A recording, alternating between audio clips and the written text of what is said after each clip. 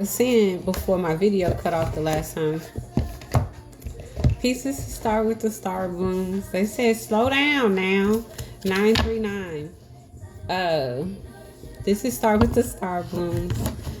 I sound country. 939. Slow down. Anyways, that's why I'm laughing, y'all. Light and impeccability. Listen, sounding like my professor. Okay.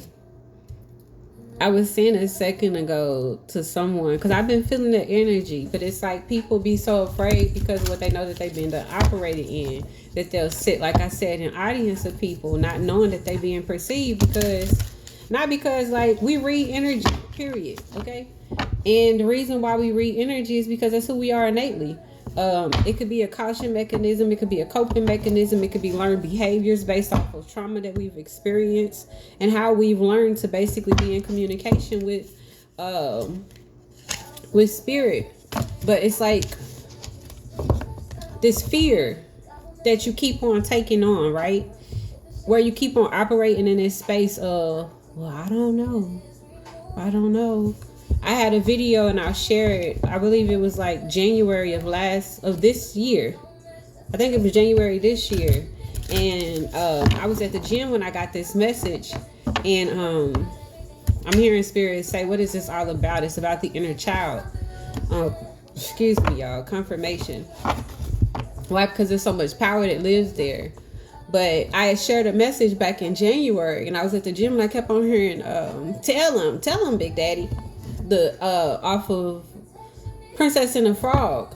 But it was coming to me at a different rate. And it was a bone shaking experience because I had taken like beetroot. I take beetroot, honey. Pink Himalayan sea. So I had like this natural energy, right? I had been fasting. So it's like I was already geeked up. Then I had been running, so my heart was pumping and I was in communication with my higher self. And as I'm in the gym, it's like I just started to basically have this rate of me that kept on saying, tell them why it won't happen again, you know? And I come back to that message at this point because it was Big Mama basically coming through me at a rate to where she was not necessarily trying to convince me, but she wanted me to be bold within her. She wanted me to operate within the faith that I had, even though I believed it to be smaller than the mustard seed, right? She wanted me to basically be at a rate to where I proclaimed at the same rate that I proclaimed my exception of the rate of denials that so many people around me had been operating in, of the illusions of constantly showing up not in my power, right? She wanted me to tell them why it wouldn't happen again. Tell them why I wouldn't go backwards again. Tell them why I made my decision. And I'm giving this to you at a rate to where I want you to understand it regardless of what previous decisions that you made. Because at some rate, we all show up karmic within ourselves, choosing against ourselves, having some rate of self-sabotage based off of connections and being in right to where... I was saying in right to where, but I meant to say in light to where, and at the bottom of the daggone deck is a lighthouse.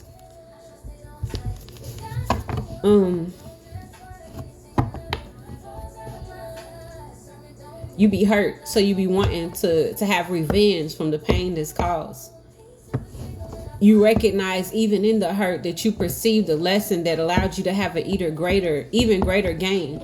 But yet you can't get beyond the hurt because you don't understand why it had to be that way. Once you get to a recognition or a point to where you realize that in the pain is where you were able to actually receive and retrieve things that have been anchored in. You ever met a rate of like a calcified tissue, or something that's energetically coded within you? Could you imagine at the same rate and friction that you meet this calcified energy that's physical, that you know, that feels that lock up, that is something energetically just as stagnant, just as warped around? And if you keep on convincing yourself that you got to stay at this rate, you keep on convincing yourself that you got to be in this connection, and I'm talking about the connection that we have with ourselves, because if you get real with you, right, and you recognize that being within this space of wounding, right, you stop coping and creating mechanisms that allow you to be to be bland in a space where you were meant to be exuberant, right? You stop self-sabotaging and you recognize how you could get beyond learned behaviors, and you go through this rate of self-discovery. You get to actually be at this new rate, like autumn time, like how there's this rate of starting over, that soul growth, that clearing, that new intention that comes within you. Yes, God. And you get to allow yourself to be at the rate to where you can finally receive your gifts, where you can finally be in celebration of the promotions that you've actually not just channeled through, but you've been successful in because you've taken ventures, allowing yourself to be at a rate of clarity and truth, allowing yourself to have that heightened intuition because you start to see things for where they are. Why? Because you in alignment with your spirit guides. Right? And when you get in connection with your spirit guides, you get the rate of divine assistance and guidance that shows you through synchronicities and signs that allow you to actually be beyond the spaces where you just get messages in your dream. And you start to recognize it's telepathy here with this communication. I'm in this 5D rate. I'm going to go detox. All right, I'm going to cleanse, I'm going to purge, I'm going to detox some more. I'm going to cleanse, I'm going to purge, I'm going to astral travel, and I'm going to reach a set to where I actually get to be beyond the disharmony that's came to me, right? Because I don't have to be guided in this way where I felt vulnerable because my higher self is here with me, right? When you align with you start to get at a certain rate of activation where you get to be beyond the space of where it's just activated. You start to have higher self integration, right? Because you're going through timeline shifts that allow you not to continue to operate at this anything at all costs, but you get security. You get to have this space where you get beyond the blocked heart, where you get to attract in the things that have mutual feelings,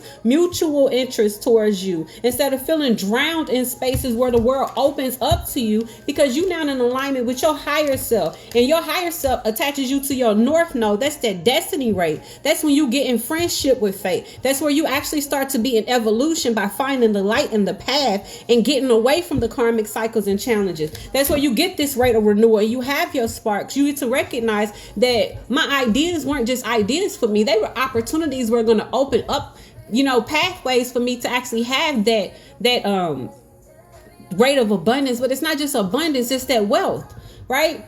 It's that generational wealth that's going to go beyond me, right? Something that's going to be rejuvenating to my blood, healing after crisis, allowing my sacral chakra to come to the point to where I don't have to feel trapped anymore. Some of y'all keep on feeling trapped because y'all in this space of overthinking your structure and your foundation, wanting to build something, but you don't allow yourself to get in balance because you keep on allowing this slow and steady rate to make you be at this space of frowning because you don't get to have that quick turnaround, that quick thing, because you keep on feeling like you're going to be at loss because you're watching other people in their journey. If you watch other people and you see what they had to do and you get all of the answers, a lot of times you will turn away from things that you truly believe that you want because you might not necessarily be willing to know how you're going to have to go through certain things.